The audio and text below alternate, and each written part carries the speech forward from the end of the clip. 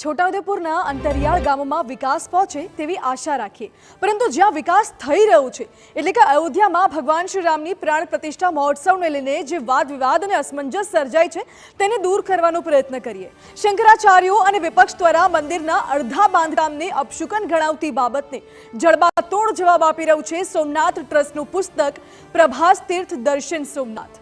આ પુસ્તકમાં જે લખાયું છે તેને સમજવા લાયક છે। આ પુસ્તકમાં લખાયું છે તે મુજબ 8 મે 1950ના રોજ મહારાજા જામ સાહેબ દિગ્વિજયસિંહે નવા સોમનાથ મંદિરનો શિલાન્યાસ કર્યો હતો। સૌપ્રથમ ફ્લોર પથ્થરનો બનાવવામાં આવ્યો હતો અને તેની ઉપર ગર્ભગૃહનું નિર્માણ કરવામાં આવ્યું હતું।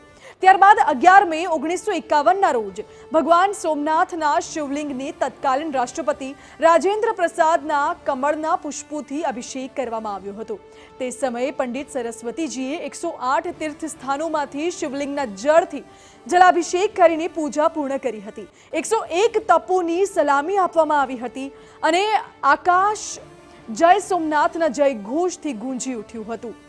જ્યારે સભા મંડપ અને શિખરનું નિર્માણ પૂર્ણ થયું, જ્યારે કે તેના વર્ષો બાદ 13 મે 1965ના રોજ કળશને પવિત્ર કર્યા પછી કૌશલ્ય ધ્વજ લહેરાવવામાં આવ્યો અને આ રીતે સોમનાથના પુનઃનિર્માણનું વચન પૂર્ણ થયું હતું। સોમનાથ મંદિરની 11મી મે 1951ના રોજ પ્રાણ પ્રતિષ્ઠા થઈ ત્યારે માત્ર ગર્ભગૃહનું નિર્માણ કરવામાં આવેલું અને શિવલિંગની પ્રાણ પ્રતિષ્ઠા માટે હંમેશા એમને શિખર ઉપરથી પ્રવેશ કરાવવો એવી એક ધાર્મિક વિધિ છે। તેને કારણે એ પ્રાણ પ્રતિષ્ઠા થયા બાદ એ શિખરનો ભાગ બંધ કરવામાં આવ્યો હતો।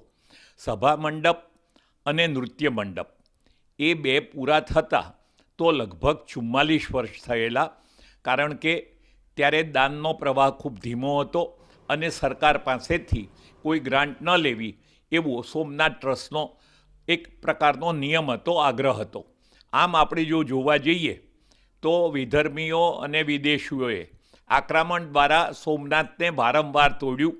અનેક વખત ત્યાં પ્રાણ પ્રતિષ્ઠા થઈ છે અને એ પ્રાણ પ્રતિષ્ઠા જ્યારે થાય છે ત્યારે મહત્ત્વનું કામ કઈ રીતે પ્રાણ પ્રતિષ્ઠા કરવાની હોય તે છે, કોણ કરે કે મંદિર અધૂરું છે એ અંગે કોઈ આધારભૂત ધાર્મિક વાત કોઈ શંકરાચાર્યના નિવેદનમાં પણ નથી અને અન્ય કોઈના નિવેદનમાં નથી।